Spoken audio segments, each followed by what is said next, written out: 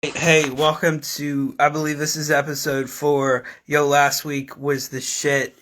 Easy Money was ridiculous. That was the most anybody's ever talked about that movie. After that, there's like, no, there's no more Easy Money talk that would be better than that. Unless you dug up fucking Rodney and didn't his wife try to, I think he married some blonde chick who wanted to clone him. I don't know. But that would have been gangster, and he could have been on. All right, where's Dave? Let's get him on here. Invite.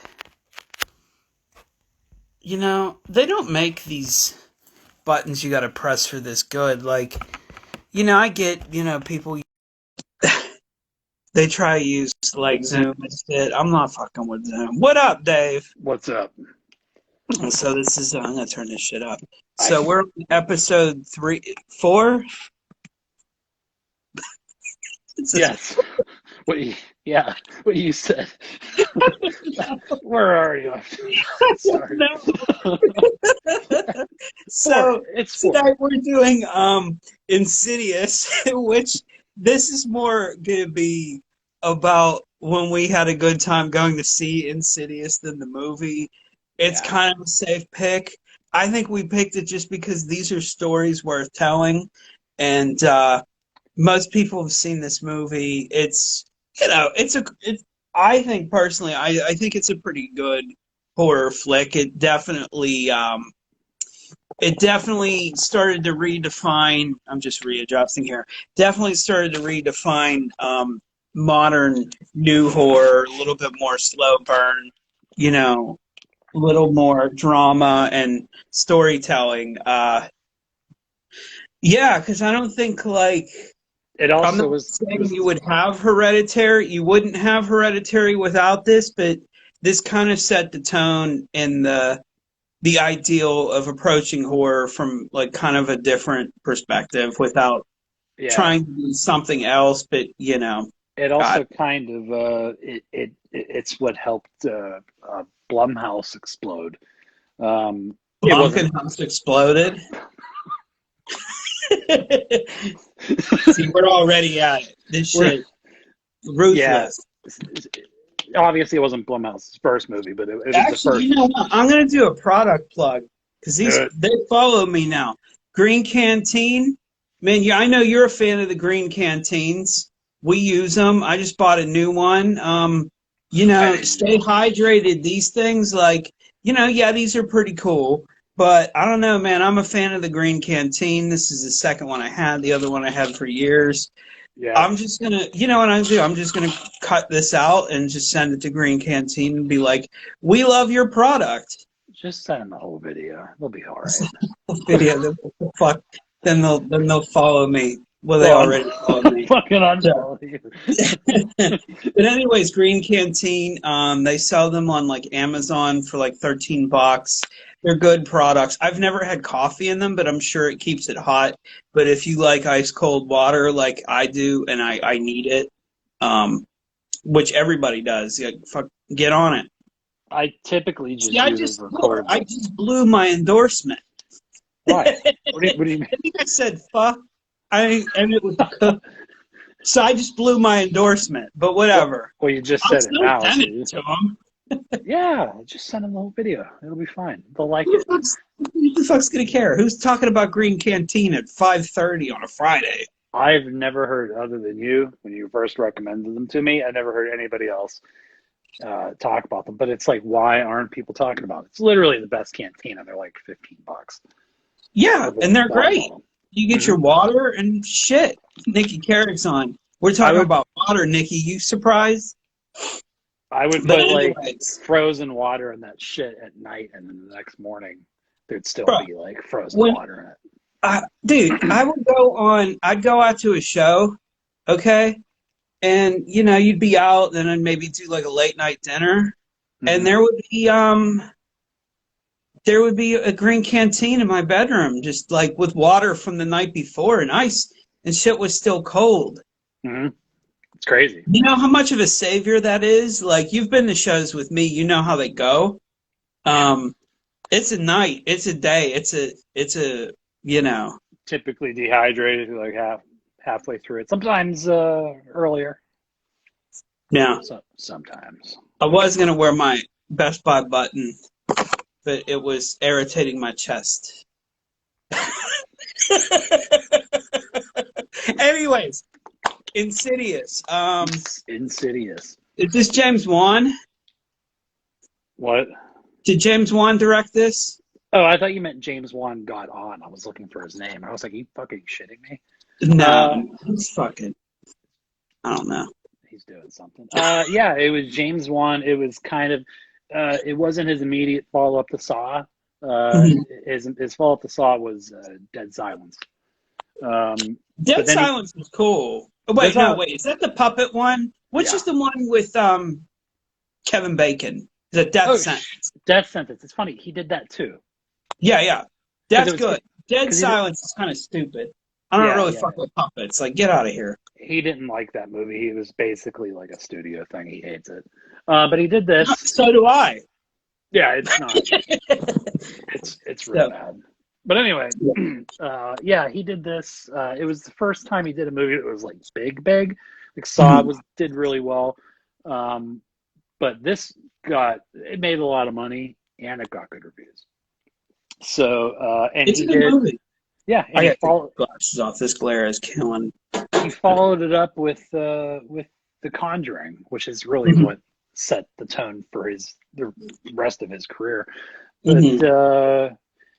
yeah, this came out and actually in the 11 year anniversary is in 2 weeks. Came out on April 1st. Okay, so let's go back to when was this? 11 years, did you say? It'll yeah, almost 11 years ago. Now we didn't see it the month it came out. Mm-hmm. That we'll cover that later. But what were you But gonna no, say? let's just get right into it because I don't Oh really feel like talking about the movie. yeah. So just to preface all this, Yeah, most of I'm you not saying I don't feel like talking about the movie, but the why we picked this episode was last episode we were talking Easy Money, which is a movie about pretty much half of the movie's just partying and men behaving badly. Of course, when we went out, I think Jared's girlfriend was there, so we weren't just dudes on a Sunday afternoon, fucked up in a movie theater. Yeah, and I was thinking about this the other night. I don't. You and I were definitely there. Jared was there, my brother Jared, and Mm-hmm. your cousin Joe. Because of Joe, you know. I know there were other people there. Mm-hmm. I don't remember though. Do you? You'll No.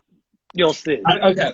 So, from my point of view, I think Joe was out of town for a little bit before this and saw this when he was out of town, We both and did. You it hadn't seen. scared the shit out of him. And then you saw it, It scared the shit out of me. I and it scared the shit out of you. to to to And see, to, go to ahead. preface it.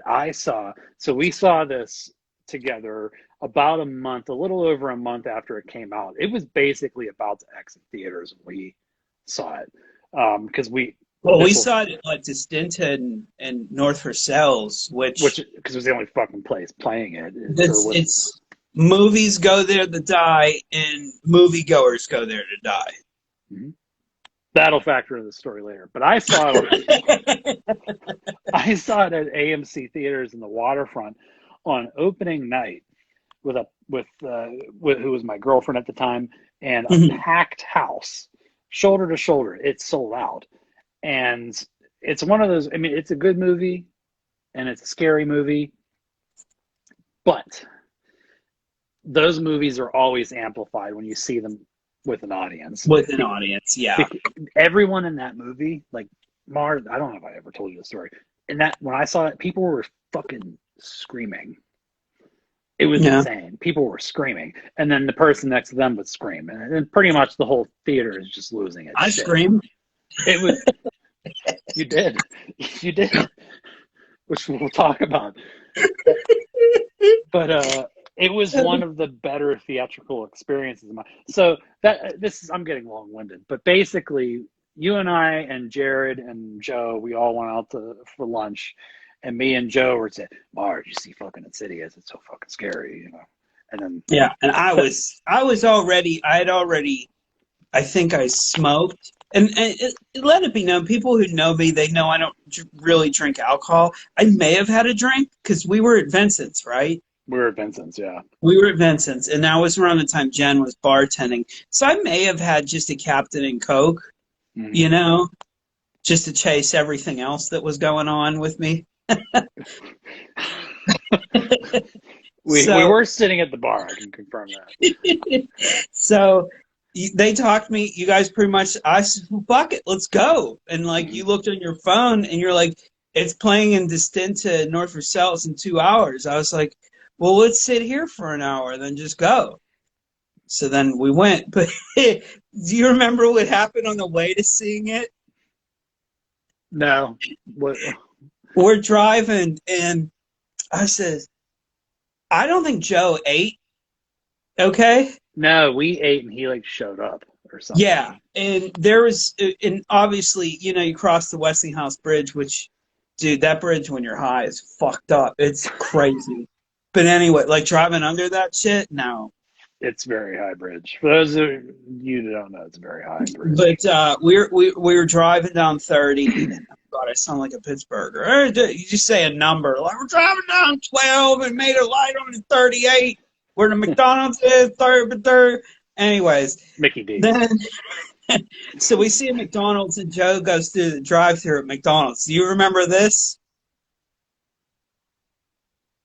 No, go ahead. You don't No, remember it? not yet. You might not have been in the car. Did we go in two different cars? No. Well, We may yeah, have. I think we Oh, had Jared was in the car with us.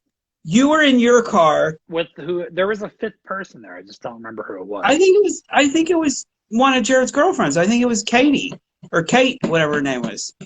There was a fifth. I don't know. She was a sweet kid.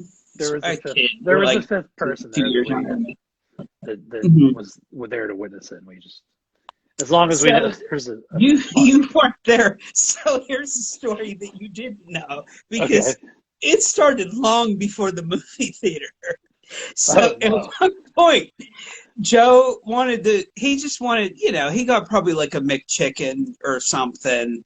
And I wanted to order, I just wanted a small, like, Shamrock Shake because it Okay. was around St. Patrick's Day.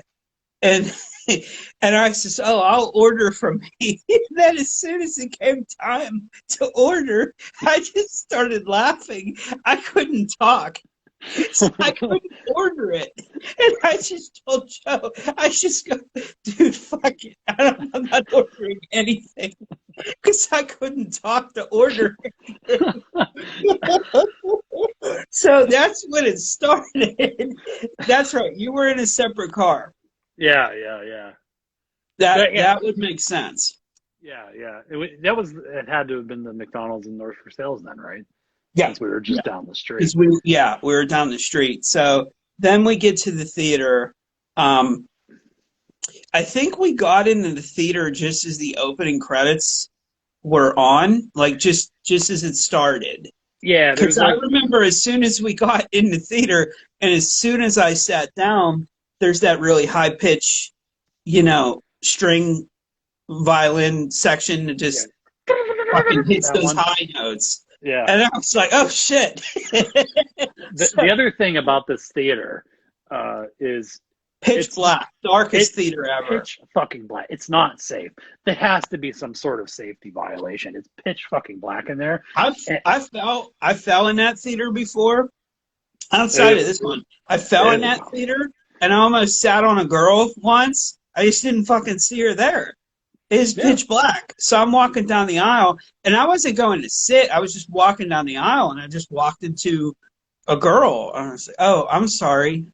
I can't fucking see." She stabbed you? Try to stab you? No. I apologize. I offered to buy her a popcorn. She said it was cool. Because I felt bad, I figured, Yeah. Well, buy the young woman a popcorn. Fuck it. On top of it being, "No, I'm good." yeah, they don't give a fuck. Yeah. It happens all the time. Yeah. She probably wasn't even. She probably lived there. Probably wasn't even. Yeah. She was hiding. She was like one of those, like, You know how like when you're young and you just well no she wasn't a kid, she was probably I was maybe 17, she was probably like 15, I don't even know, but she Uh, probably like runs away and just goes I you should just have bought I her think I was some going milk to see a duds. Walk to Remember, that was when I was going to see. It was a rock to remember, that's for sure. That movie was so fucking depressing, holy shit. Yeah. But anyways, should have Oh, bought and her some milk duds. Yep, he yeah. knows what's up. The other thing, on top of being pitch fucking black in that theater, the Hmm. speakers are so goddamn loud. Hmm. So when you And walked I in, chose to sit on the floor right next to the speakers, like the yeah, floor seating. I'm like not a big fan of stadium seating anymore. I don't know why. well, I kind of like it. Cinemark, like the first section, like when it slowly comes off the ground, it elevates a little bit. mhm. I know it's a little intense, but I kind of prefer that than I don't know. we I'm just we saw Rango. Remember when we saw Rango? front We were row. Oh we were Jesus Christ, front Nikki. row. We were like this the whole fucking time. Dude, we'll cover that movie eventually. It's Rango, hard to yeah. cover that movie. I mean, we're basically covering it now more than we're covering Insidious. But Remember we had to stop for water when the oh movie was over. Jesus Christ, I was never so goddamn thirsty in my life. I've done like 2 hour like. I remember I did a the one time I flew to LA. As soon as I got off the flight, after like two flights, I took a lift directly to 5-star martial arts jiu-jitsu MMA school. Sean Williams runs Mhm. it, which is the sweetest guy in the world. I went directly, landed directly from the airport to a lift to a 2 hour jiu-jitsu seminar. There was like no break at all. Point of the story, I wasn't even that thirsty after that jiu-jitsu seminar as I was when we went to see Rango. It was insane. If I'm not mistaken, we had to go to Get Go, and we got like three of the large Fiji waters, and I we're just think I just yeah, I think I either got that or I think I got one that was didn't no, I didn't get that wasn't the time I got the milk jug of water. You know how they have them, they sell them in those milk jugs? There yeah. was one incident where I bought one of those because I was thirsty. I should have that looked into. I just thought it'd be a funny thing to do. But here's the thing: the water was kind of ass, and because that packaging is like so thin, it gets warm real quick, and then it just tastes like the bottle. You know? Yeah, yeah, I can taste it actually. Yeah, yeah. No bueno. I But would say so theater was really loud and really dark. really loud, really dark, and I'm really fucked up. And you guys were like a little tipsy. I think Jared was a little messed up, but Jared's a freak of nature. Like he stayed over here and like stayed up at night and drank like 2 or 3 40s to himself, Oh you yeah, know. And he then does. he made those cookies that one time, which we might as well just have him on an episode to talk about the cookie incident. But one of those destroyed me and annihilated me. And then a couple nights later, we went to the UFC and he ate like four. Oh yeah, he's And he's good. These people don't know. Like he has like the perfect head on his shoulders to be fucked up in public. He goes, these people won't know, and that's like all I'm thinking. All I'm thinking is they know. You I know? get. Yeah, yeah, I get you on that one. But he's yeah, like you said, he's just a freak of nature. Yeah, yeah. But But anyways, but yeah, I'm a pretty sober living person. It's just I indulge in other things that are a lot healthier and better for you. But anyhow, so yeah, that's the condition I'm in. We're finally sitting and watching the movie, and I'm pretty quiet. Remember, I was pretty tame because you were sitting right next to me, or maybe like one seat over, because there was nobody. At least I it thought there was nobody in the theater. it was right next to you for sure. I think it was me, you, Joe, and then Hmm. for whatever reason, Jared and the fifth party, Yeah, um, yeah, they were behind us, directly behind us. For I don't directly behind me. they didn't sit next to us, but it's actually kind of good that they didn't because it Yeah. So helps now the we're all story. getting what this looks like. So we have me, you, and Joe, and then Jared, and I believe it was his girlfriend Kate behind her. Because I can't forget that day. That was one of the best times I've had in a movie theater. Outside of seeing Jason X to a sold out theater, like the week before Spider Man, everybody just showed up to see. Yeah, Like it was the number one movie in the country yeah. because everybody was so pumped for Spider Man, they needed to see something geeky, and it was like Jason X, and then Mm, everybody wanted to see it. Like everybody.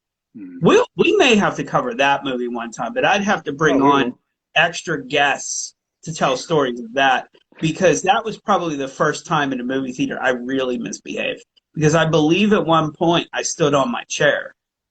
From what you told me, I wasn't there. I don't think we had met yet, but yeah, you told me there was an incident where you stood on the Yeah, chair and started yelling. if I could think about it, there's been a few movies that I've misbehaved at, or at least had an outburst. Like I don't always talk to the screen, but I'm not adverse to just saying "oh shit" out loud, and it's normally not even a horror film. You know? Yeah. Do you remember? Do you remember the movie Brothers? I've never seen it, but I know of it. Yeah. Okay, so this is just a quick history of how I act in a movie theater sometimes, and sometimes people think, oh, I hate people who talk to the screen, unless you're with one of those people and they're really enjoying the movie, you know. But Yeah. yeah, but Quality so edition, that's for sure. at one time we went to see Brothers. I think I went with my friend Camille and Heather. If I could remember all this shit. See, that's the thing. I'm not fucked up. I'm just Mm. fucked up. But anyways, but anyways, um, we went to see the movie Brothers, and there's basically the plot line of that movie. See, we're doing an episode on Insidious, and I'm talking about Talking about Brothers. brothers. But this is a good story. This is a good lead-in. This is a good fluffer for what's to come. So Go uh, on. I I was quiet the whole movie. It was pretty engaging drama. It was your typical art house, very moody, about a Toby Maguire plays a soldier in Afghanistan who gets captured and is a POW for I think a long time, a long enough time to think he was dead. And Jake Gyllenhaal plays I guess, his estranged brother, or his brother who starts helping out Toby Maguire's wife, Natalie Portman, and the daughter, just to be there as family support because they were all in this like collective mourning thing or whatever.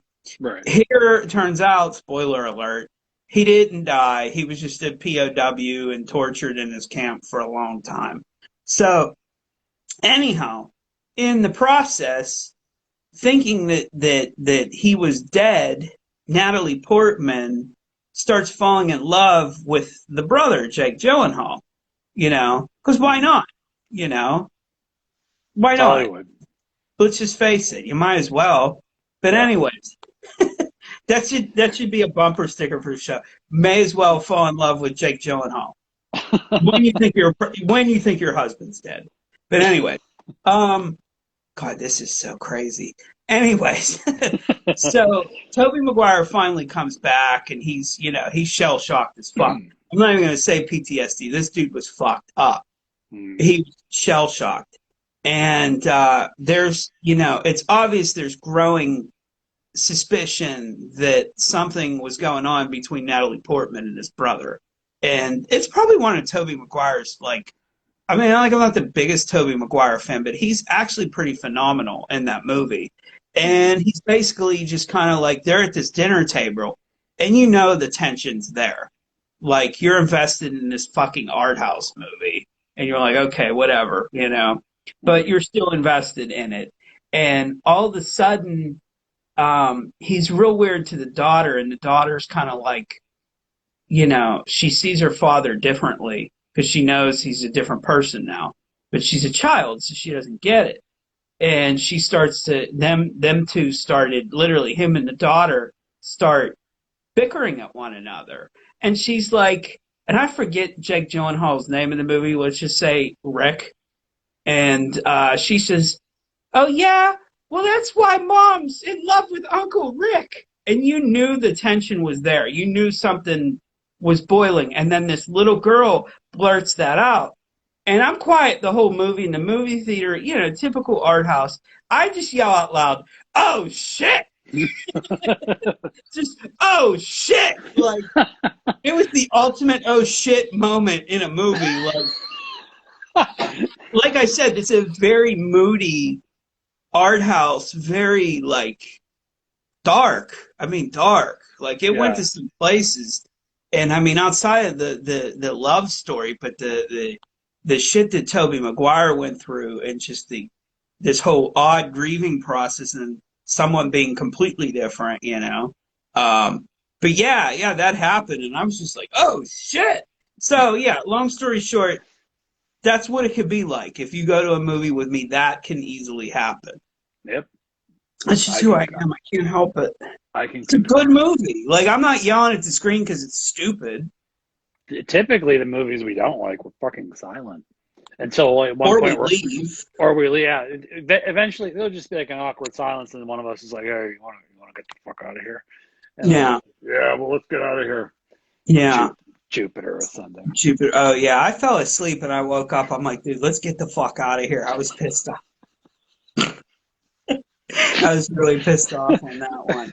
So, anyways, the movie starts, and I'm Insidious. like, We're I'm back not to gonna Insidious. lie, I was like expecting to be really scared.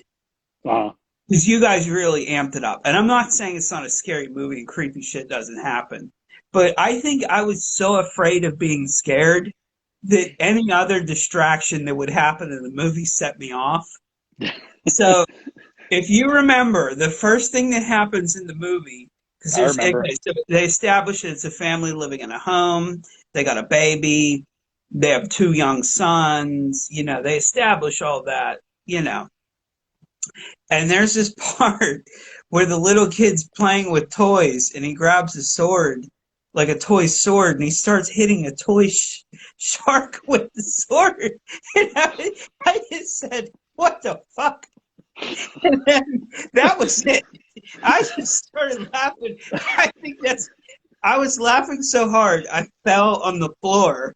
Okay. Yeah, into the And abyss. The abyss. into It's the pitch fucking black. like it was dark, it was sticky, disgusting, North Purcell's darkness, and it was only like 1 p.m. on a Sunday, like Yeah. you know which is the best time because it's just like, well, I could just go to bed at 6 p.m. and be fine the next morning.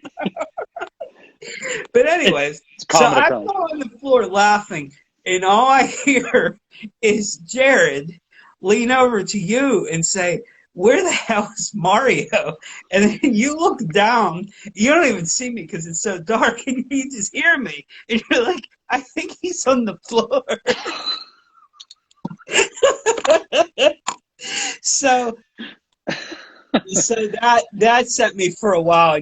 Joe was even laughing. He just, oh God, that's when Joe's gonna have a lot of fun. Where it's like, oh God. Yeah. So I'm laughing my ass off. I finally get back up into the sea, and like I'm just dripping with tears. I'm, coughing up shit, and it was like I had a really bad sinus infection for like a couple minutes because I was just laughing so hard. And then you gave me a water or something, and then I calmed down. And then I really started watching the movie. Like I really was like, okay, I'm gonna be on better behavior. Okay. Yeah. And then, the movie goes on, they start to present things, and I think there's one part where you could kind of see the one demon dude who starts haunting them. And like I think it's obvious where they got the inspiration from. But you look like Peter Steele from Typo Negative. The guy with the long hair and the trench coat. Mhm. Like it was kind of obvious, this giant dude with long hair, kind of pointy face and big black trench coat. I'm like, dude, that's Peter Steele. Fuck that. And I've seen Peter Steele. That character is basically. So I just said in the movie theater, is that fucking Peter Steele? like in a part where it's like a jump scare, and I just look and I go, "Is that Peter still?" So that was one outburst. The scene you're talking about is when it's like the introductory scene to Barbara Hershey's character when she's talking to Patrick Wilson. We skip? Oh, we skipped over the. Did we skip over the part with the because it was actually a scary scene, and you told me to look for something because I would have totally missed it. Oh yeah, no, we're not. But the part where that doesn't happen yet, the Tiny Tim part. That is right after this, actually. So there's so the next scene that I'm sure a lot of you, I mean, I'm sure you remember it if you've seen the movie, has Rose Byrne's character in the new house by herself doing laundry and kind of cleaning up, and it's a one shot take where the camera's just kind of following her around from room to room, and she sees this ghost that appears to be like a little kid in like 1930s era clothing. He's a Tiny Tim looking motherfucker. Yeah, he's literally tiny. He's real small. I think he's a fucking little fucking wanker. I think.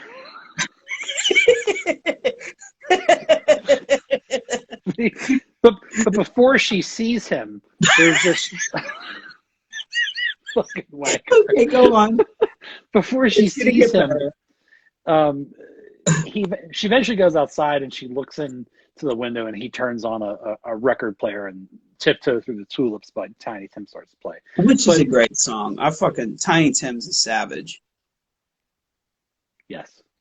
Anyway, but prior to that, and a lot of people seem to miss this, but prior to her going outside and seeing him, she walks through the laundry room in the house, and it's like a blink and you miss it. But yeah, because he's in a doorway. He's standing in the corner of the laundry room with his face to the corner, and the camera's on him, and then it moves to her, and then it moves back there, and he's already gone. So it's like real quick. And when I first saw it, I noticed it, and clearly some person in the very back row also noticed it because all of a sudden you hear ah! Yeah. I'm like, did you see that too? But my aside from you falling into the abyss, the other scene that really by the way, we're getting we got a comment from my friend Nikki about the little kid. She said, "Drop kick that little fuck." I agree. I think I said something like, because there's a part where he jumps out of the closet later. I said, "Man, there's like baseball bats and shit. I'd have fucked that dude up." Like, fuck him. Like, who are you? Fuck you. It's played by an adult too. That's fucking stupid. Why didn't they just get a kid? There's like there's like 3 kids in that movie already. Just throw a little fucking asshole outfit on one of them and make them run out of the closet.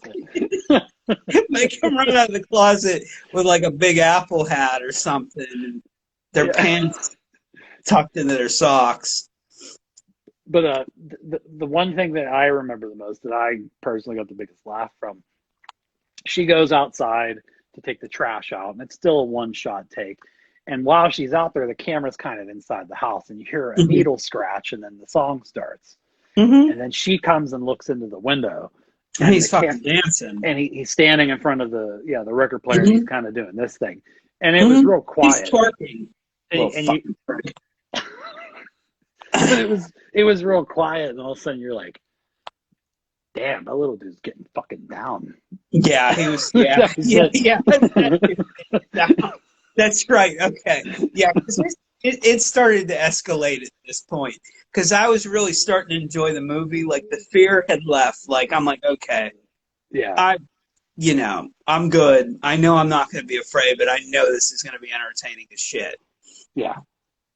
So that leads to towards the next part. There's a scene where they're at dinner, and Rose Byrne and Patrick Wilson are talking to Barbara Hershey, who plays Patrick Wilson's mom. And it was like, here's another thing with me in movies. I don't really watch trailers anymore, and I really don't read what they're about. Sometimes you'll just tell me, hey, this movie's coming out, we should just go see it. And I'll just say, okay, Sometimes I get really mad, like when we went to see, was it Wolverine? and I totally forgot what movie we were going to see during the trailers. And I'm like, dude, wait, what movie are we going to see again? You're like, Wolverine. I'm like, oh man, I left that one. Didn't I leave? There's like 10 minutes left. Yeah. I think you said you were going to the bathroom and then just didn't come back. I said I went to the bathroom and I watched some Hannah Montana movie. Then I met you guys in the lobby. I was like, yeah, fuck that movie. You're like, dude, there was only 10 minutes left. I'm like, yeah, I couldn't take any more. I don't care. I don't care what Yeah, happens. I think I did that at Captain America: Civil War, or someone did. One of us left, Hmm. and then, like, I'm going to Hmm. take a piss, and then we just didn't go back. No, but But so yeah, there's a scene where they're all talking, and Barbara Hershey, who plays Patrick Wilson's mom, starts to say, I had it. All she said, all she had to say, because I didn't know she was in it. As soon as I saw her, I knew shit was going to get real because she's just a tremendous actor, and oh, I I don't like knew her shit earlobes. could get dark. I met her actually. Yeah, Really? I should have Wow. used that picture to promote this movie. When did you meet Barbara Hershey? She was at one of the Steel City cons, oddly enough. Yeah, it was a real weird. See, those things are really weird. And it was one of those things where, I only wanted to meet like a couple people, and she was just sitting there, and there was like maybe one person at her table, like probably giving her an ear beating about Hannah and her sisters or something. And I was like, dude, that's, uh, you know, I would feel like an asshole not to at least, say hello to Barbara Hershey. Because it's Right. like, okay, I don't want to meet no fucking wrestlers and these people who played some guy's cousin who got stabbed in fucking Dawn of the Dead, while eating a hot dog. Like, I don't need to talk to these fucks anymore. So, but it's Barbara. It's like a legit actress. I'm like, that's fucking Boxcar Bertha. That's fucking Black Swan. That's Barbara Hershey. So I just walked up and introduced myself. I ended up buying an autograph and taking a picture with her. But yeah, I had to just because of that scene, just because when she says there's a part where, it starts to get creepy. You're starting to feel like, you know, someone else knows something's up. Because originally you just think Rose Byrne's character is the only one, who thinks something up. Oh, yeah. And was the kid already in a coma? Did we totally He skip was, over the part yeah, that the he kid's was in a in a coma coma? from pretty much like within the first He's in 15 a minutes of the fucking movie. goblin induced coma.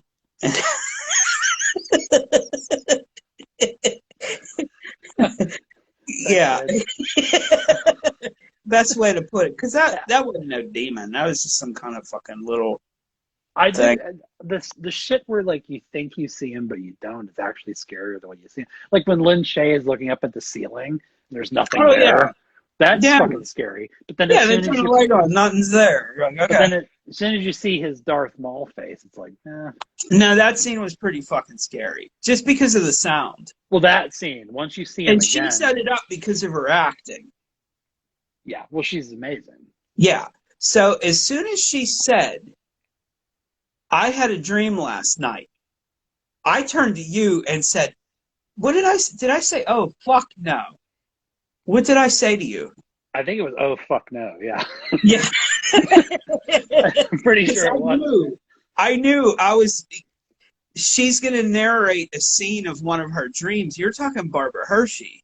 Like, I Right. don't want to know what one of her characters in her movies' dreams are. But that was fucking scary as shit. So I said, oh, fuck no. So Yeah, that scene's amazing, by the way. yeah, that's one It's of the more black and white. You don't see anything going on. I mean, yeah, like, broad the daylight movie's too. kind of fast foody, but whatever. And that's So it's in like broad daylight too. Like it's one of the more yeah, it is kind of successful. a daylight horror movie. Yeah, Eh. only really like the end and like a few scenes at the beginning. But like, yeah, like the shit with Tiny Tim, that was all, you know, that was all daylight. That's Dude, you one of can't the listen to Tiny Tim at night. You know what would happen if you fucking listen to Tiny Tim at night? I do. They'll come take you and put you in a rubber room or something. Like remember in Ren and Stimpy? Remember in Ren and Stimpy when somebody would go nuts and they would have like what looked like a SWAT team? They would go put, and they would just take them away. That's what Wasn't would it? happen. It was like two, If wasn't it you like two started, beavers holding on a stretcher? yeah, It's like why? oh man. Uh, Let's see, we got another guest. What's up, Nick? Anyways, we got Nick, Nikki. We're fucking partying tonight. But anyways, yeah, if you're trying to have a good time at night and don't want to get locked up or 301, which is term for when you're losing your shit and they want to take care of you, don't listen. Like, could you imagine? Could you imagine someone driving through a neighborhood at night blasting Tiny Tim? yes, but I get What what your you're. neighborhood? But I get your meaning. But really, like, really, if you're just sitting in bed, like, and when I grew up in North Braddock, like loud stereos, buses, and, bars and broken bottles were like, you got used to hearing that shit at night. You know what I mean? You got used to hearing Ghetto Boys. You got used to hearing NWA, Dope Man. That was a big, like, because people wouldn't have enough money to buy the whole album, so they just get the single on cassette. So they just play Dope Man over and over again. We heard that a lot growing up. But a real motherfucker driving through a neighborhood blasting, yeah, Nikki knows. She lived right down the street. Fucking a real hardcore person, if you really want to scare the people in your neighborhood, you just blast Tiptoe Through the Tulips by Tiny Tim. We And would when I was a young, well, I don't know, late teens, early 20s. Me and a buddy we would drive around the neighborhood really late at night too, like 1 in the morning, mhm. and he would just put all of his windows down in his Chevy and would drive real slow and blast bagpipe music. Dude, we had some neighbors who were part Scottish, and they had like a little nephew who was this little kid who'd play bagpipes every once in a while. I think Len played bagpipes. I like bagpipes. There ain't nothing wrong with bagpipes. Yeah, I like when they get started, like, because they gotta like inflate. Yeah, I like Yeah. that sound. That's when you know shit's getting real. Like Yeah. when you Mel Gibson's gonna show up all coked up, with a cross and a sword, stabbing people, you know, getting fucking getting stem cells in Mexico, Which, hey, I guess it cleared up whatever he had going on, but Braveheart is anyways, so fucking funny. Insidious. We are we're not talking about this movie. We agreed on that though. That's Yeah. fine. But anyways, who's all on here? We got some guests. Other thing is Okay. the actor that plays the demon, which I think is referred to as the lipstick demon, in the Why don't you in just the call film. fucking Peter Steele? Show some respect. I don't think they.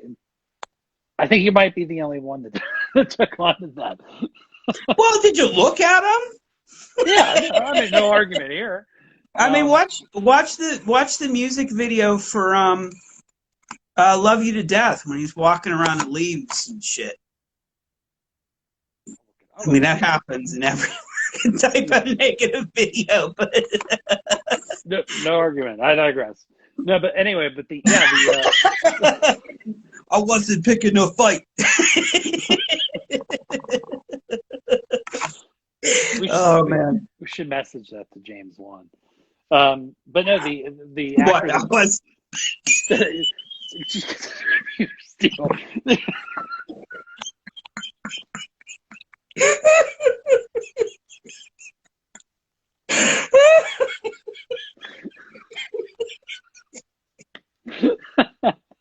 I'm not even gonna say what I would think his response is. I'm not trying to get fucking in trouble out here.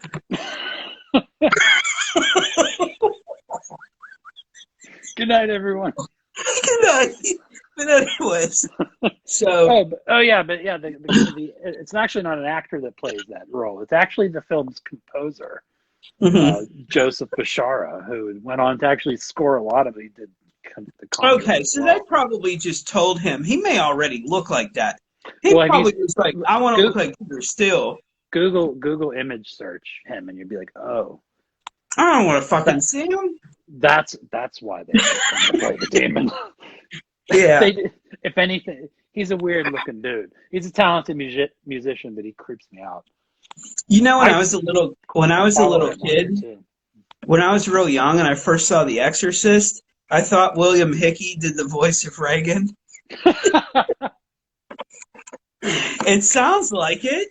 I always Like think of they this had one that line. poor old woman smoking all those cigarettes and like drinking eggs to talk like that. Why didn't they just get William Hickey? The other thing, actually, I didn't know this, but they did an interview with the face of Pazuzu. You know, the woman who did like just the Oh the love yeah, face. yeah. She was also in another portion of the film. I think that how there's that one shot where you can clearly tell that it's not Linda Blair, but Hmm. she's kind of flailing when the vomit's coming out of her mouth. Yeah, Yeah, I think that's her as well. I think she was yeah, like it a is. Yeah, stand-in. you're right. Um, yeah, but anyway, what were we talking about? I don't know. Picking fights with James Wan. I mean, I like him. Yeah, he I probably wasn't too into the Saw apologize. movies. I'm not gonna lie. Like, I get why they're cool, but it would take a lot of I would really have to be in a mood to watch those movies. I like the first two. Hmm. That that's it.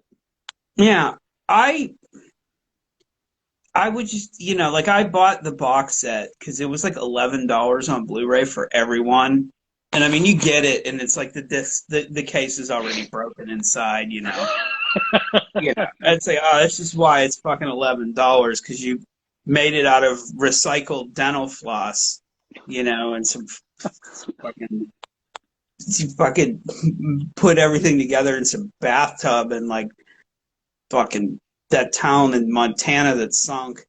And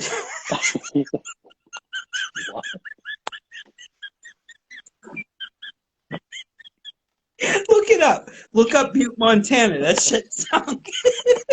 On it, But anyways, yeah, Insidious. Montana. But anyways, I found a boat called the Montana that sunk. I think what's so great about this movie is how like New Line put this out, right? Not Blumhouse. Was it Blumhouse. New Well, so J, so Jason Blum, is that his name? He was a producer on it, and his production company did it, but I don't think it had been called Blumhouse yet. Line? I think that I think the digital and like home video distribution was handled by Sony or Columbia Pictures in this, but the movie was actually done by Film District. In fact, I actually think it was Film District's first movie. Um, but all subsequent Film District, I think, is owned by Sony. So I think that Sony did all the Blu-rays, and then they did all the subsequent movies under probably I don't know TriStar or some shit. I don't Okay, fucking know. Like but you all care. let's bring it back to like the hero of the story. I kind of think it's cool too that the hero of the movie that kind of just doesn't introduce herself till like later in the movie, which is Lynn Shay. Yeah. And I mean, Lynn, you got it. Like, I was proud of Lynn getting this role. Like, I kind of felt like, by the time they made like a fourth one, it's like, how much more can you do with this character? I know she's good, but you're not creating more. You need to either give her a send up, which, well, they kind of do, like, because they just keep going back in time. But Lynn Shay, like, man, she's been around for a while, so it was really cool to see her at least get some shine on this one. You What know. im- what impressed me with with her was, I mean, like, and this isn't like an insult. I'm not knocking her, but she's more or less a character actor. Oh yeah, Um, yeah, Probably less. The way I see it is like she's Bob Shaye's sister, and she was around. yeah. So Well, let's put it like this. I grab my mean, sister and make her the she's a teacher. comedic for the most part. I mean, she's a fucking comedic actress that's really funny. Because if you Oh think about yeah, her roles in Something About Mary, the woman who's always hysterical. tanning and burnt, the one with the dog, like that's Yeah, her. And then you think about the old haggard Kingpin, landlord, the Kingpin. savage landlord from Kingpin. Oh, She was amazing in that. Like oh yeah. she just knocked that shit out the park. Like so, She's like it was so cool to gross in see. it though. I well, yeah, it's in the performance. Yeah, yeah, it is really. I think it jarred something loose. Like, Jesus Christ. There's a there in the. Have you ever seen the director's cut of Kingpin? Is there a director's cut? Yeah, yeah, Okay, there I'll have is. to And track it down. I there's know an I. there's an extension of that scene. The you really jarred something loose, Tiger. There's an added. I'll just go on YouTube. I'm sure there's an extended Oh, scenes. it's so gross. It makes it worse. There's an extra line in that piece of dialogue Mhm. in the director's cut instead when she says you really jarred something. Prior to that, there's one sentence before it. She says it must have been all that pumping.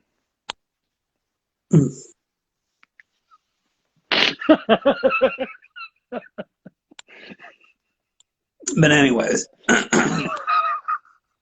so Anyway, we're my point is that Lynn Shay is really good in this movie. mhm. She's excellent. And you brought up the one scene. It's kind of funny if you mock it. Like I've known people who mock the scene and they do a good impersonation of it when she sees the demon. Like she comes in and she kind of already knows what's up. You know what I mean? Like I think they kind of like based like that off the kind of Max von Sydow where they just show up and they're like, all right, this is what's wrong, you know? Yeah, she even gets her kind of line like Max von Sydow, the power of Christ compels you. She has leave this vessel. Remember that? I guess. She's like, leave this vessel. All right.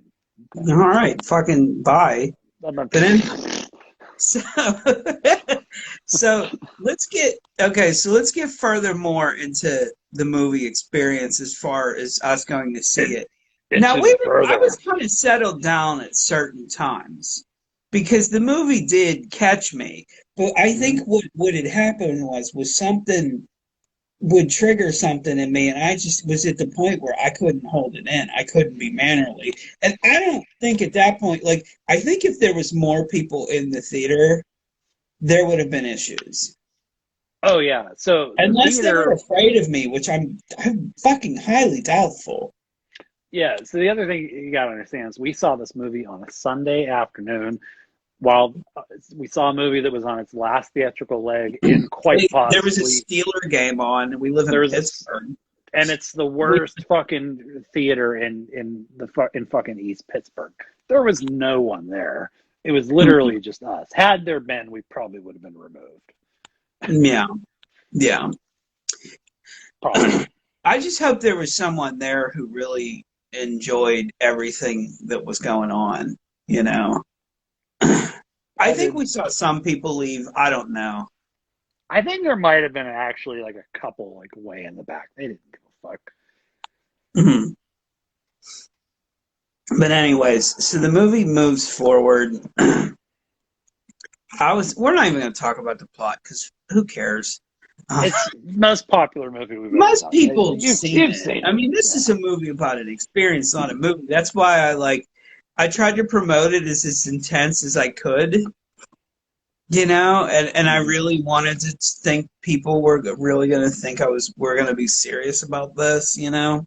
Um, because I mean, Right. this show, like, we're going to cover more than horror, but I think we would have been dorks, or not dorks, but assholes if we wouldn't have covered this episode simply for the experience of when we first saw it. Right. Yeah. It's certainly one of the more memorable theatrical experiences I've had and Mhm. have had with you. We've fucking who knows how many movies we've seen together, but that's definitely one of like the Yeah, ones that we always that go was a back big to. outing. Yeah, that was a big day. Yeah. So, um, we get to later in the movie, and just a brief rundown. Apparently, the kid's not possessed or whatever. He's in some kind of limbo, which is some He kind of dream world. he can he can astral project. That's what it was. Okay, whatever. And it's called The Further. The Further. I think that pissed me off at one point. I'm like, the Further? Like, I think I said for real. It was just quiet. It's just to the Further, and I think I said for real.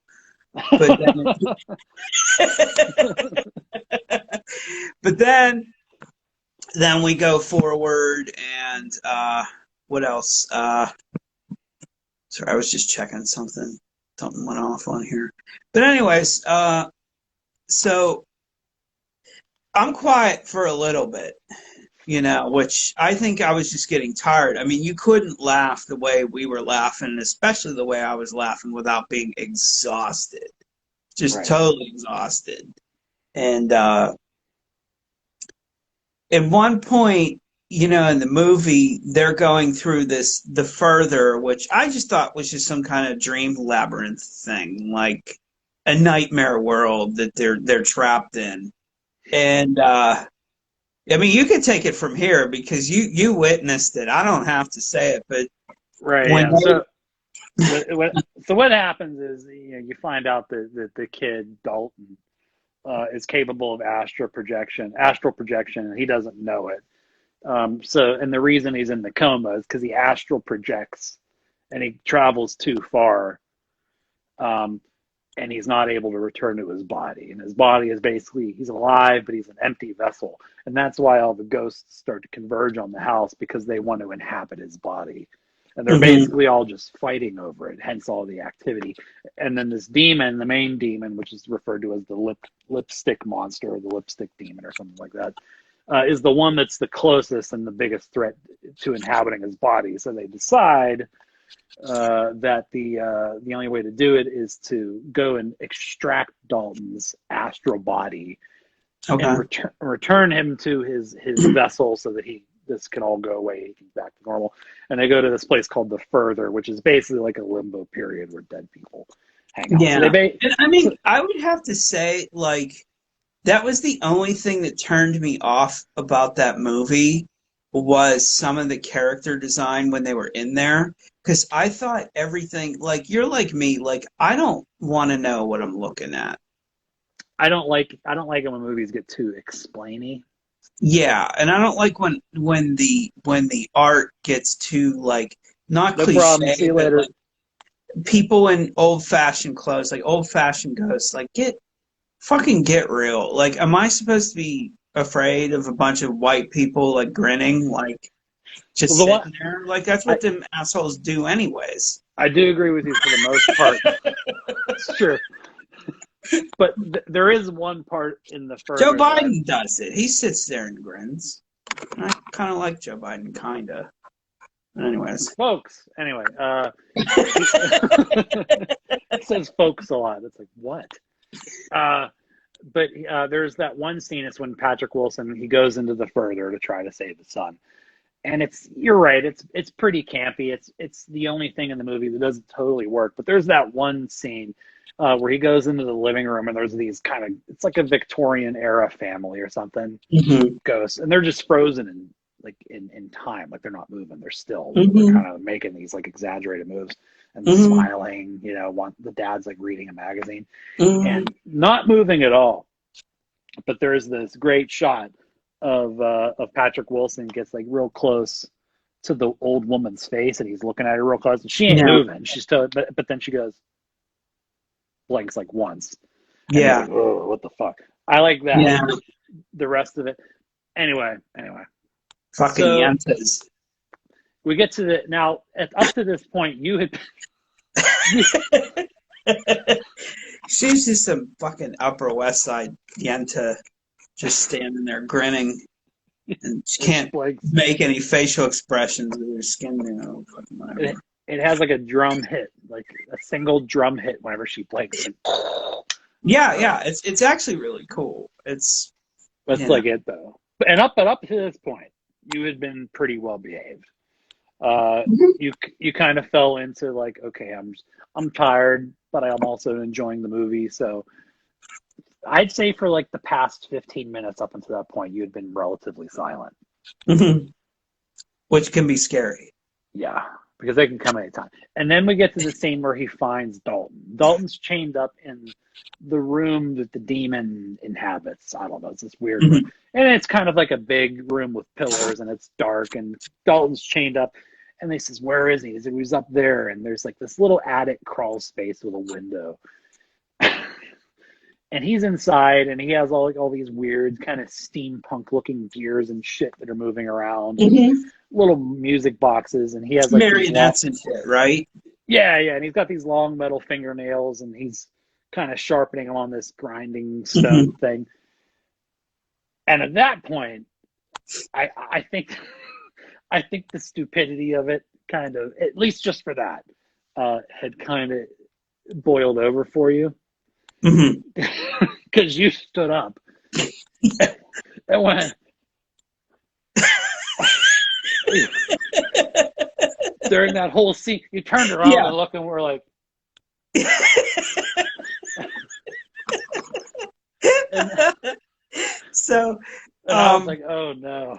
yeah. So then I sit back down, right? And then there's a classic shot because he's trying to get Dalton out of the room. Before the demon notices them, right there, Yeah, he's not before onto this, them so yet. he's trying to get him out, and then I guess you hear noise and they look up.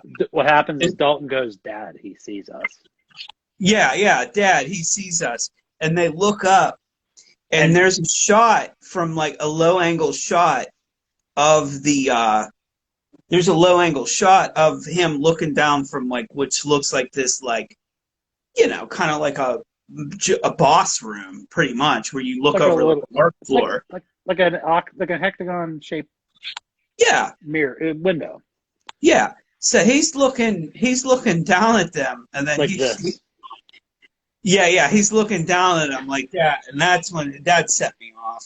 So I was yeah, so he turns around and he's in this window looking at him with like this. yeah. You stand up and I go, oh fuck you. Yeah, I And I think was at like, that oh point no. we all lost it at that point, and I think Joseph's. Oh my god! Joe just starts like pounding the armrest. I think I started to slip out of the seat at one point. Jared's just choking to death behind us. Yeah, And I'm just like, there's only 5 minutes left. I'm so glad. We could just get the fuck out of here now. like I've never like there were times I stood up in the movie theater when something happened. The one time was when I went to see Jason X. There was that sleeping bag scene uh, where Jason, Uber Jason, at this point is in some kind of like space, like Earth 2 thing, and Virtual then they put him in simulation. some virtual reality world, and there's two girls in sleeping bags, and he's beating one off the other, and like everybody in the theater's cheering and laughing, like this was like people were just partying at that movie.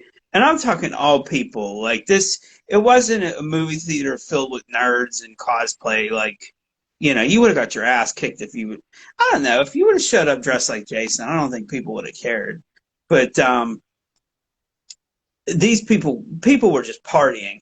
And at one point, I jumped up, stood on my chair at this point, and yelled, "Hit her off the tree." Because I knew they were going to do an homage to Friday 7. I said, Yeah. hit her off the tree. And then he does. And I turn around and look at the audience and I go, yeah. And then everybody starts cheering. But yeah, that was like the only other time. And the second time I stood up in a movie theater was when Predators was out. And I think there was a scene where there was about to be a fight between the one predator that was captured and all the old predators, and they kind of come out of nowhere. And I think at one point I just stood up and yelled, "Predators!" Because it was an amazing scene. It was good. Didn't you have an outburst at Terminator Genesis? Oh no, I fell.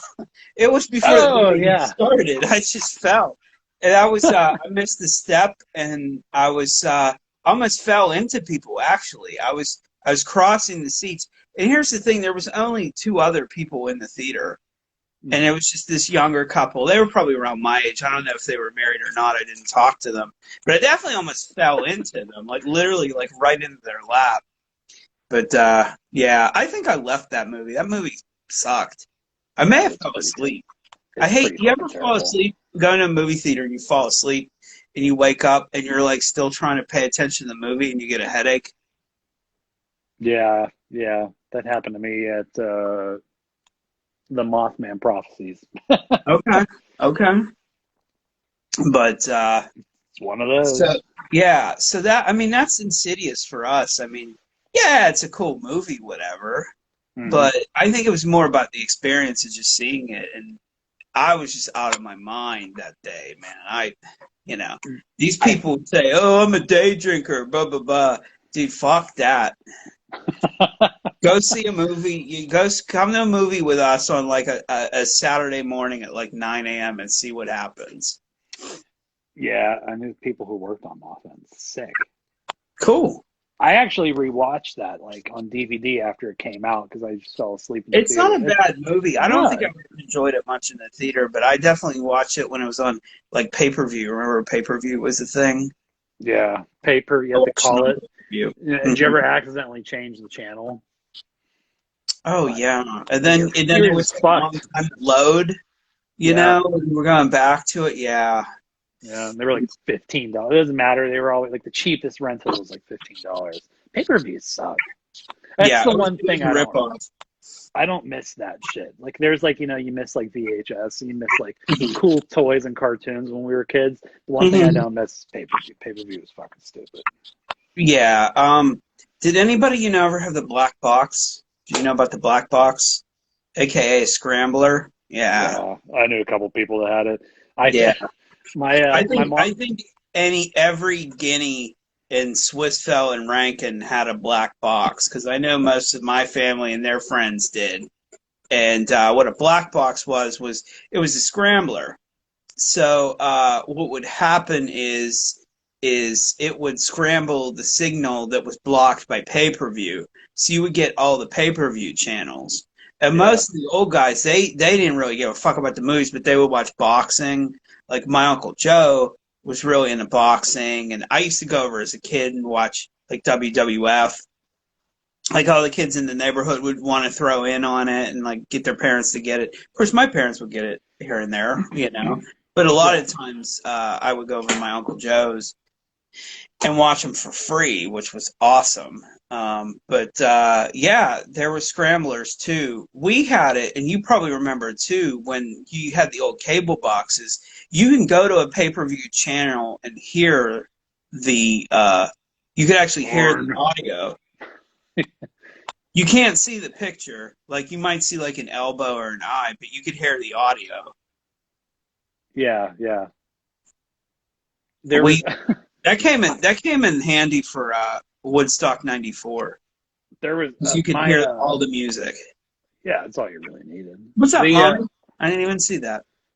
We got there some was people in here. my mom dated this dude when I was a kid, and like I was in the movies back then too, and Hmm. she told him that, so he was like trying to get on my good side, you Hmm. know like, hey, I have a scrambler and I taped some movies for you, here you go, thank you, I appreciate that. he he taped me Senseless and My Giant. We should do an episode where we cover those. Yeah. Senseless is actually kind of cool. You know who's in fucking Senseless? Did you ever Who's see in- Senseless? Did you ever see Which one Senseless? is this? That's the one with one of the Wayans brothers, and he drinks that formula, and it like heightens all of his senses. Oh, okay. So yeah, it was like that Bradley Cooper movie before that Bradley Cooper movie happened. What if Yeah, you yeah. could take a pill that makes you functional and It intelligent and cool? It was And then they based. give it to Bradley Cooper. Like, what a fucking waste of a pill. Like, give that shit to, like, I don't know. You can't find some, like, humped over looking asshole you could give that pill to. Like, why does Bradley Cooper get that pill? Bitch, you don't need Uh, it. You're fucking Bradley Cooper. Give that to some idiot. Senseless is way better because it was a comedy. But anyway, the doctor in it who invented the potion that he drinks, it was Brad Dourif. Oh, sweet. It's the best part Oh, about the movie. man. See, But it's all yeah, coming around. Yeah. and I don't dislike My Giant. I don't dislike that movie. It's all right. Which one? Which one's that? With Billy Crystal, and he goes to Romania and he finds that really tall guy. Fucking Billy Crystal. He would go do that. She remembers Senseless. Fuck yeah, Yeah. Senseless rules. We got Yeah. and Joe's going to be watching this. Oh, For he's sure. good. So Well, I Joe, mean, like, we My should Giant do, Joe. there should be a testimonial after this video where they have to film something talking about their point of view from when we went to see Insidious. Be like, I didn't see Insidious in theaters. Yeah. And then I called it insipid. Insipid, yeah, I still don't get We that. totally forgot. Well, I don't think that was till the very end, right? Because they showed Yeah, it you comes know, up again. it was a cool ending, you Yeah, know, and I was fine with that. You know, I got over being pissed off at. I called the guy the puppet master. I think the lipstick demon is stupid, but I thought he was kind of like a puppet master type deal. yeah. But what was I gonna say? Yeah, when it said Insidious one more time at the end, the music, and which makes you jump. It's really unnerving. And I Yeah. just said insipid. Fucking asshole. That was like a really stupid thing to say. But I think I said it to be overly, you know. So we just kept calling it insipid. Wasn't there another one that you had that was like that for a different movie? We do that for we mispronounce every movie on purpose. There's a Batman really. or Superman, Oh yeah, Spider-Man, you know, Spider X-Men. X-Men. Um, but so let's talk about next week's episode. So we got through Insidious. We didn't really, this is not a good movie episode. This is just a party story episode, which is Yeah, probably better than a lot of people's party stories.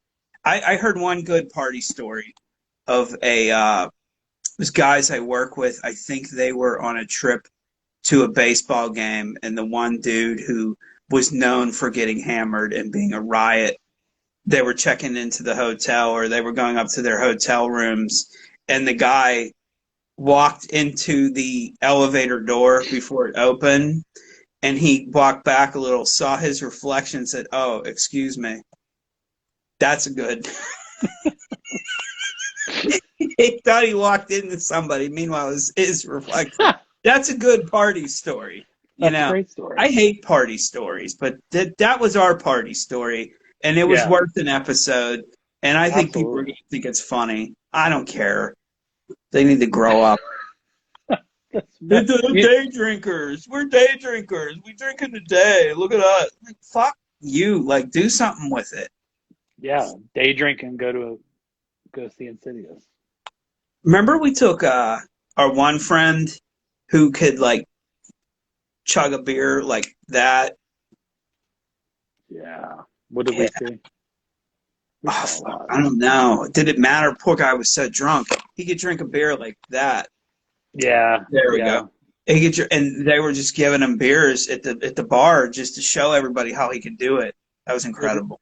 new guy would walk in and be like, "Hey, I'll buy Hey, your you beer. guys, Do it he's again." like, he would. The bartender went back in the kitchen and was like, "Dude, y'all got to see this. Come here." He poured him another drink. He says, "This is on the house." Then they get somebody else. They pour him another, and I'm like, "What the hell did we start?" Because he always would say, like, uh, you know, he would always say shit like, you know, I only drink one beer when I'm at a bar, and the rest of them are all free.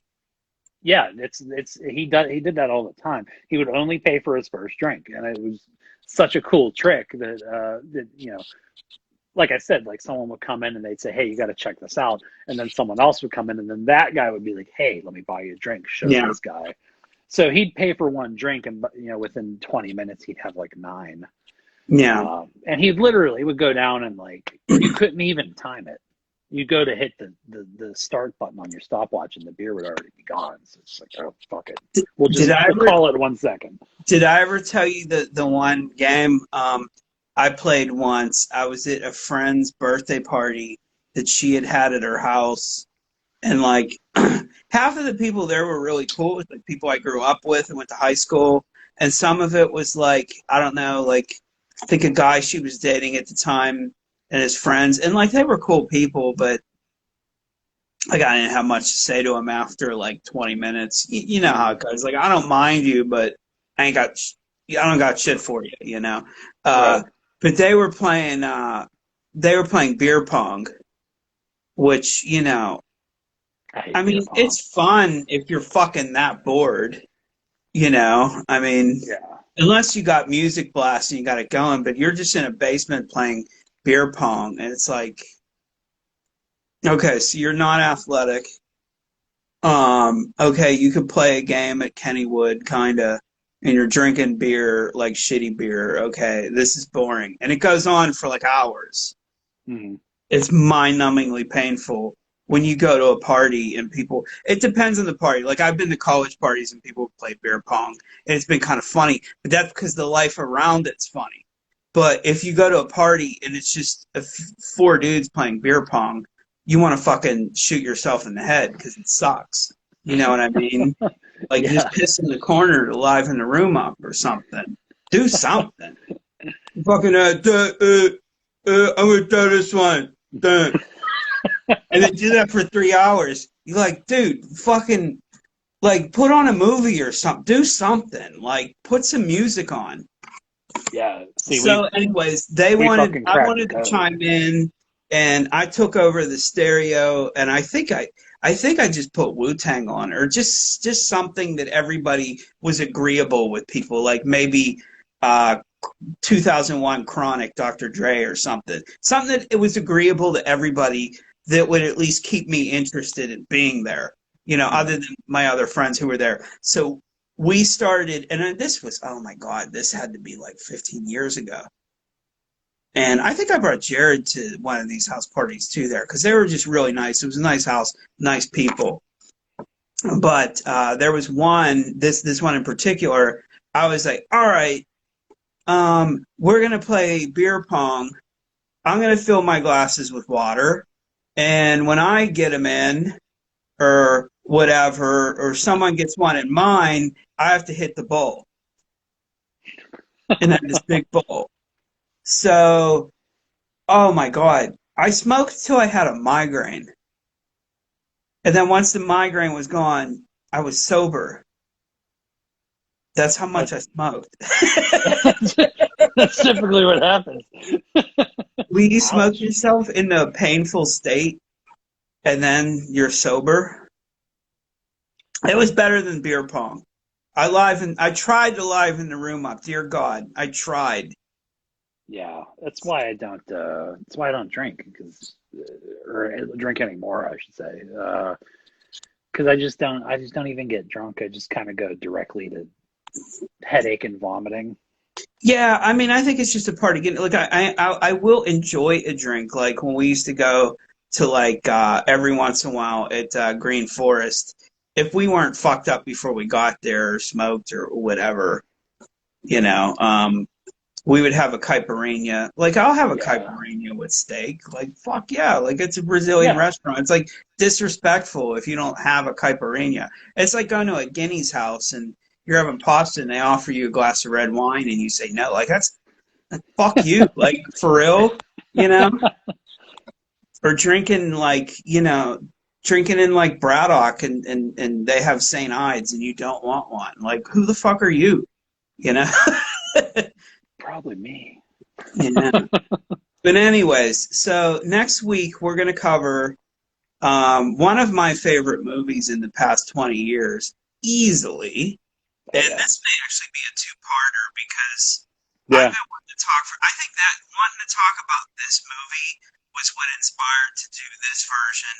of special sessions. I mean, other than the Halloween episodes, which is why I kind of want to drift away from horror because the 666 Halloween countdown was so cool, and we'll have to do it again this coming year.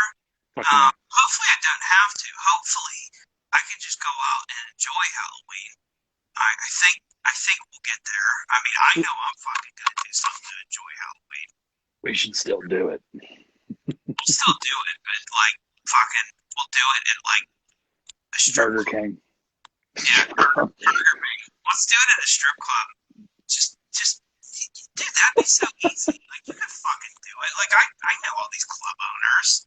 You know, Yeah, girl would come in and get the fuck out of here. I'll just be, hey, look, I'm gonna do my show at your club.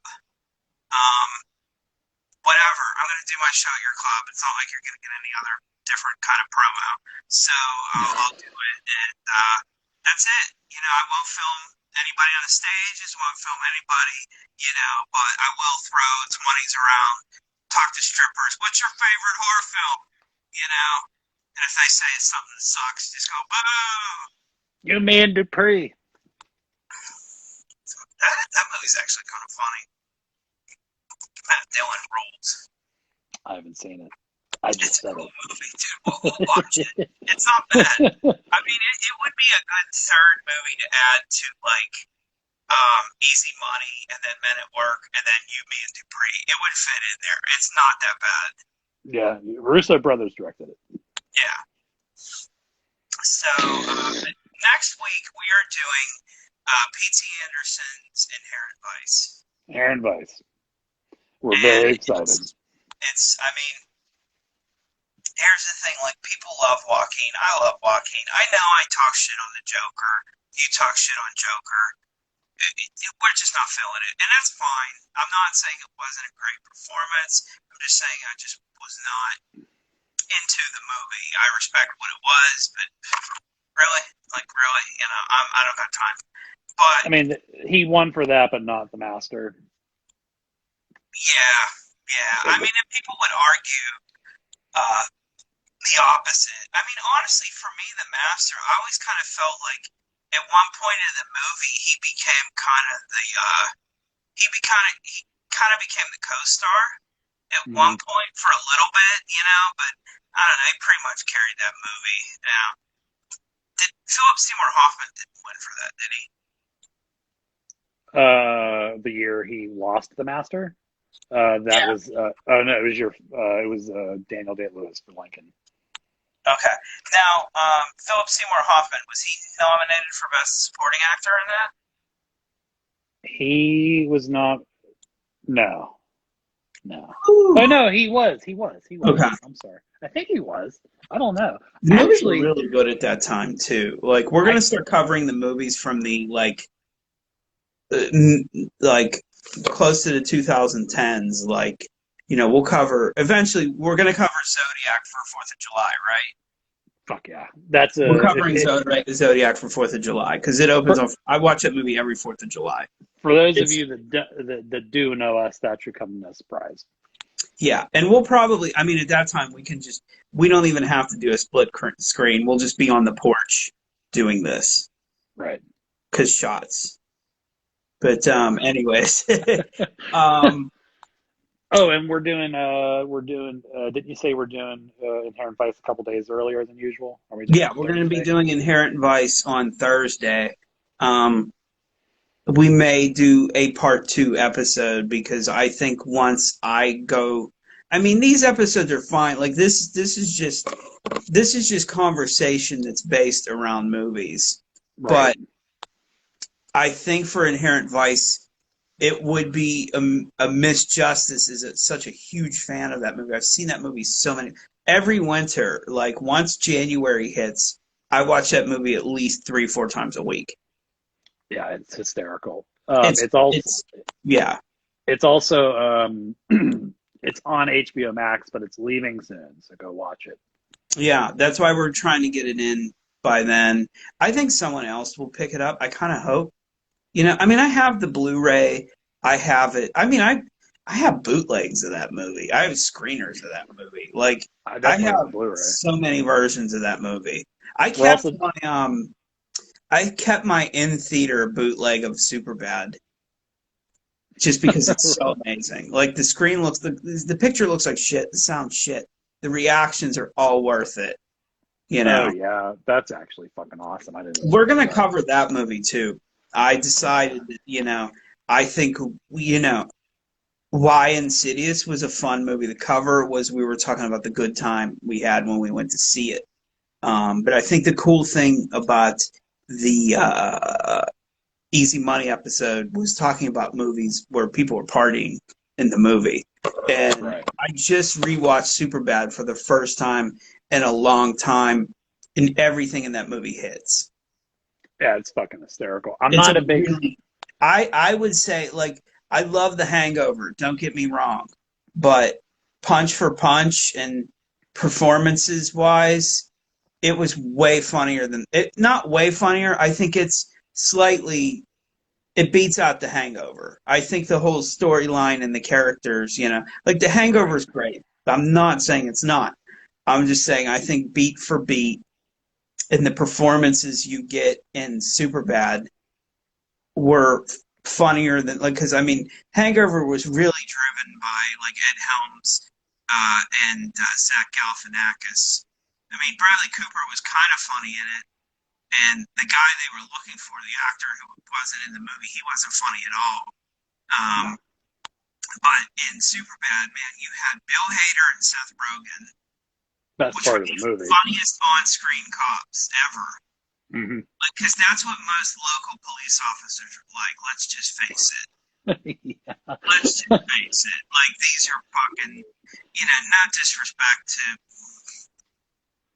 a lot of cops are like that. So, and that's not for better or worse. It's just it just is. It's just a lot Just of them is. are like that. They're just kind of like they're not horrible, but they're not great. They're kind of middle of the road, like whatever. But the cops, them as the cops in that movie is hysterical. Hmm. Um, just the party scenes in general, like they just nail it. Oh It made yeah. me miss parties. Like I was kind of like when I was a teenager, I ended up in a lot of more adult parties, or at least people who were 19, 20, some people 21. I was at a lot of those parties when I was like 14, Hmm. because we would do a show and then we might end up at someone's house or a house party, or we played house parties, which is even better, you Yeah. know, because you kind of annoy people, but some people are into it, and Yeah. it's like, okay. So yeah, that brought back some memories. Never with too many of the cokeheads though. Like I was definitely around it. I was Yeah. definitely at parties when I was a teenager, and it was never pushed on me. It was just something that was there, but small amounts because you're talking people who couldn't afford shit, like you know. Yeah. But it was a little bit, and just the whole party vibe, and like that. I think after Inherent Vice, I think we're gonna go straight from that to Superbad, just to keep it fun because Inherent Vice is going to be part funny because we're going to focus on the comedy, and then we'll talk about the history of LA at that time and why that movie kind of captured it if you really got it. Like a lot of people, like you watch most of the YouTube videos about that, and you've probably seen them. They were Yeah. like, "What the fuck did I just watch?" And you go on, it's a guy with a polo shirt tucked in. It's like I maybe think you don't deserve to fucking watch the movie. Look at you. for me, it's super bad. It's going to be a similar pattern for me. For me, like, or not super bad. Inherent Vice, like half of it is it's one of the great, if not the greatest stoner comedies of all time. Yeah, Um, it really is. And I mean, it's legitimate stoner comedy. Like, I kind of hate like zany stoner comedies. Like, outside of Half Baked, which I know the studio, really pushed Chappelle to keep it, and like, Dude, Where's My Car's kind of one, but they were so up their asses about making it PG-13. The only yeah, thing that smoked weed in that movie was a dog. But in retrospect, that's kind of funny. oh yeah, Everybody's stoned in the movie, and they say shibby instead of smoking weed or whatever. Yeah. but you know you're dealing with stoners. But Inherent Vice, yeah, it's the kind of movie a stoner would like to watch. You know, Yeah, it's well, because it's such an honest portrayal. It's I think it also has to do with the fact that I'm like 99% sure Joaquin Phoenix was fucking stoned he while he was was. making Oh, it. he was. Because He that had was to have not been. too long. I mean, that was after The Master. Now, here's the thing. When he did I'm Still Here, which we're going to cover that soon too. We just Mm. don't want to cover it too close to Inherent Vice because, I just don't want to. I mean, Joaquin's talked about so much as is to the point where a lot of his catalog isn't even focused on. Like people, Inherent Vice just went right over their head. Right. And I'm Still Here. Everybody just remembers the thing from Letterman, but they never watched the movie and really enjoyed. Mm. That's kind of a party movie, but The dark party movie. it's kind of faked. I mean, it's a mockumentary. They're putting it. Yeah, yeah. Well, and also the other half of Inherent Vice is this just a fucking amazing movie. Hmm. It's kind of the part of it that appeals to the film nerds in us because it's Hmm. P.T. Anderson, which unto itself is incredibly pretentious. but Yeah, I mean, but PT's. I'm glad PT did that, and then he followed it up with the Phantom Thread. You know, yeah, that because movie. PT kind of doesn't give a fuck. No, he does He whatever. kind of has that Coen Brothers thing, and the Coen Brothers do this, but thing with the Coen Brothers movies is they work a lot more. I Yeah, kind of feel like in the past 15 years they put out three movies I didn't watch and probably will never watch. But every once in a while they'll come out with something real violent or really hysterical. You know. yeah. For every Fargo and every that's my big hang up with the Coen brothers, just the inconsistencies. Because for every like No Country and every Fargo, there's like Mhm. three fucking Hail Caesars. Yeah, yeah. I have to say though, like them following up, they went from No Country from Old Men, which was just so dark. I mean, Amazing. you have to watch that movie in like the afternoon. Like not even emotionally, it's just a dark movie. Yeah, Um, Amazing movie. yeah. To follow that up with Burn After Reading, which is probably next to Inherent Vice and Super Bad, even though they're like different types of comedies. One of my favorite comedy movies in the past 20 years too was Burn After Reading. Yeah. Oh, It's it's hysterical. unbelievably funny. It's the performances, just their idea of alone about, like it was like a movie. Their explanation of that movie was just how middle-aged people and adults are stupid. Like that's pretty much how they presented it. And they're like, this is our Bourne movie about stupid middle-aged people. Yeah. It's fucking unbelievable. Let's cover that too. We got to cover Burn After We'll Reading. definitely do. Maybe, yeah. Well, I don't want to do too many Coen brother movies in a row, but Burn After Reading will definitely be one of Yeah, them. I think we should do Burn After Reading. If we pick any Coen Brothers movie, it'll be that one. Because Right. everything else, like, you think, I mean, I love Lebowski, but I'm not going to fucking talk about Lebowski. Yeah. Like, I love I Lebowski would rather too. do a Scarface episode than do a Lebowski episode. Yeah. Yeah. The only thing other than that would be like a Star Wars episode. I'm sure as fuck not doing that. We're not doing that. If anybody that's hoping we'll do Star Wars, And here's the thing, we're sorry. saying this like I'm not saying I dislike any of these movies. I love all these movies, but for a point of conversation, like, come on, what the fuck? What the fuck? You want me to hear talk a Leia's story? Like, that's just not my Yeah. thing. We're trying to broaden everyone's horizons here. That's why I we. I just want to talk about movies I really like and watch on a normal basis. And I Yeah. mean, if people want to, honestly, like if people want to watch this, thank you. If people want to turn around and watch these movies we're talking about, have at it. But I don't care if you do. I don't care if you don't. You know what I mean? Like, There, there's a reason we did a 90-minute episode on Wise Blood. oh God, yeah. We haven't even posted that yet. I think that should, like, it's still on Instagram. Eventually, I'll post that on YouTube, but that's gonna be the rare I don't know if episode. we did that movie a justice or an injustice, but I don't think you could do that movie anything I that's think not in the middle of that. yeah, I think we did about what you can do with it. Yeah. Leave it at that. Yeah, I'm done. I'm over it. It was funny Yeah. as hell. I'm glad it was fun watching that movie. And obviously Insidious, we didn't give a fuck about this movie. Like other than Lynn Shay, Rose Byrne was really good in it. I think I stated that she's very talented and she sold it. Patrick Wilson, yeah, but it worked for the role. I've seen He's him in things where he was really good, and he's he better kind in of The has that Conjuring. William Hurt thing where you're just like, oh, this guy's fucking boring. But then you see him in something, you're like, oh, that was really good.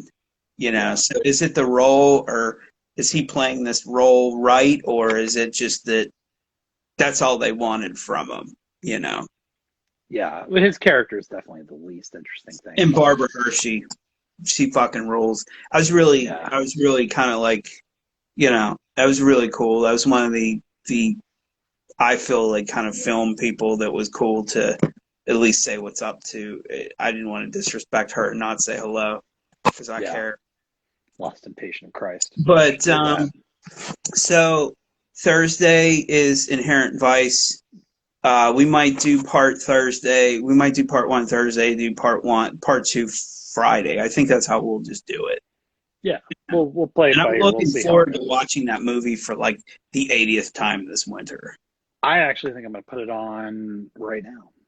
Actually. It's such a cool movie. If anybody has It's HBO Max or just wants to rent it, it's worth watching. You know, we'll also be I don't well during that episode we're also going to talk a little bit about Thomas Pynchon, the guy who wrote the book, you because can cover that because you know me, I'm not a literary guy. I don't want to be. I'm not someone who doesn't read. I definitely read. I'm not a yeah, novel person. I like yeah, to.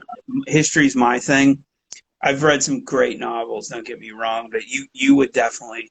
So you cover the pension, and I'll just cover Los Angeles and what yeah, I think. I mean, what's going on in the movie. So we'll give it a good preface, both yeah. from the times and the author writing about this, because he wrote that what in the '90s.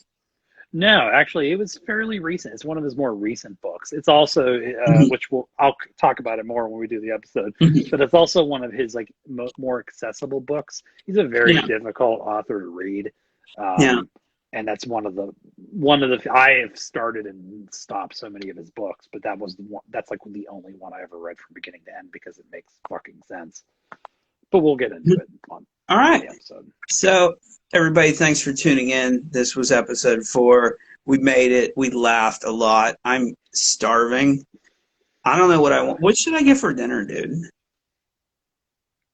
I was Uh, just thinking about like fried rice, like tofu fried rice, and I some was like gonna Thai maybe. dumplings or a soup. Or should I get like a burger? I don't know.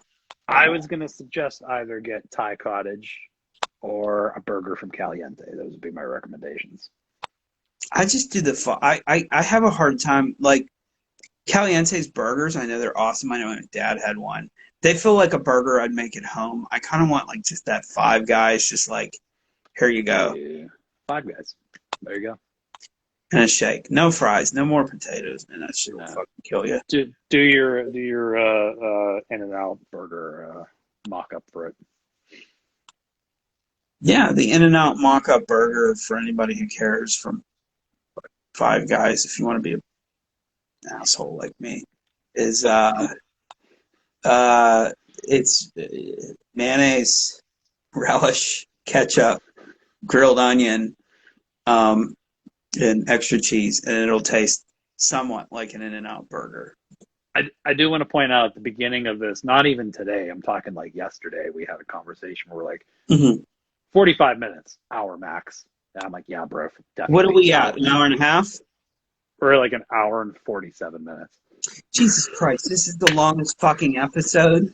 People are No, going to think we actually care about this movie. Like, there's no punk rock cred to that. Like, what the the, shit? Like, the longest episode we did was Easy Money, which was at 99 minutes, longer than Easy Money by a lot. God damn it. Whatever, it happens. Anyways, Thanks, guys, for tuning in. We had some cool guests.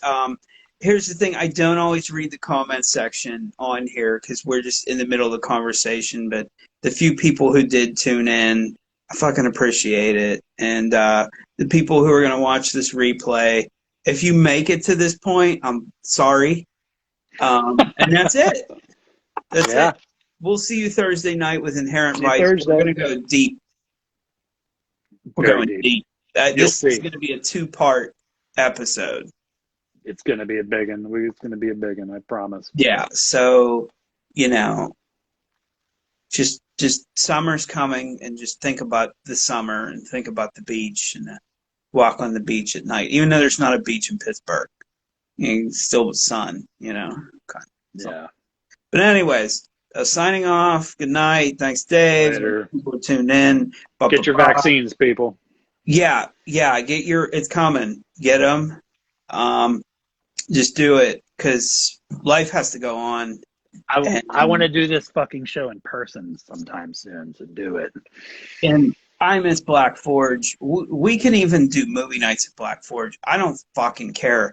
When this shit's over, I'm going. I mean, not only is there going to be special sessions live, the original talk show, but we are going to do a picture show.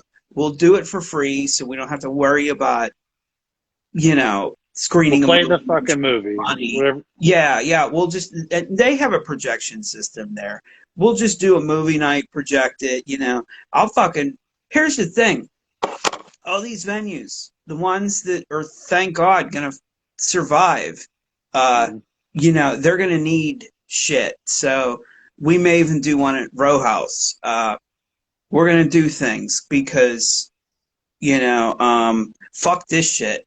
You know what I mean? Fuck this shit, dude. For real. Like, I don't want to hear shit. I don't want to hear, and I've been safe this whole time. And yeah, I wear a mask every day. I'm a worker. I'm proud of that. And I don't want to hear naysayers, but I don't want to hear any more doomsday shit ever. Like, fuck you. Get your shot. Do something healthy with your life for change. And shut the fuck up. That's it. Fucking A. Oh, that was brutal. I caught that. That was no, don't do that. Don't do that. But anyways, yeah, so we'll see you Thursday night. I can't wait to promote for this movie. I can't wait to watch this movie again. It's leaving HBO Max super quick. Go watch it. Yeah, go watch it. Don't wait. We're sorry for this 2-hour journey through Insidious. We are officially longer than Insidious as of right now. We've surpassed its runtime. Good. I think. Okay. We conquered James Wan. What did I say earlier? Like, I'm not trying to fight or whatever. James Wan. What? Did I say seems like such a nice dude. I bet. I mean, that's why I'm not trying to fight him, I guess. I don't know. Yeah. But anyways, thanks for tuning in. This was hysterical. I'm Later, sure guys. there's going to be some highlights. Not like some of the Easy Money highlights, but there will be some. But, oh my God, this is all training wheels for Inherent Vice because we're going to throw some shit at you. And we're not even, we're going to throw some information. Dave's going to dish out the goods on Pynchon. I'm going to dish out the goods on LA. And then we're going to talk about this movie. We might not make it out alive. We don't fucking know. That's why I said this has to be a two-parter. Yeah. Because, man, it would be 4 hours. I mean, I can't talk anymore. I talk all day with two masks on. I need water and a bathtub. I've got water. I just need food. I just don't know what food is going to kill me or not. Five Guys. All right. So, good night, all. Peace out. Later. Stay real. Stay safe. Fucking just whatever. Enjoy yourselves. Watch Inherent Vice because Thursday night we're coming at you. Okay. So good night. Peace. Later. HBO Max. Get it or just rent it, or I'll send it to you somehow. I don't know. Bye. Bye.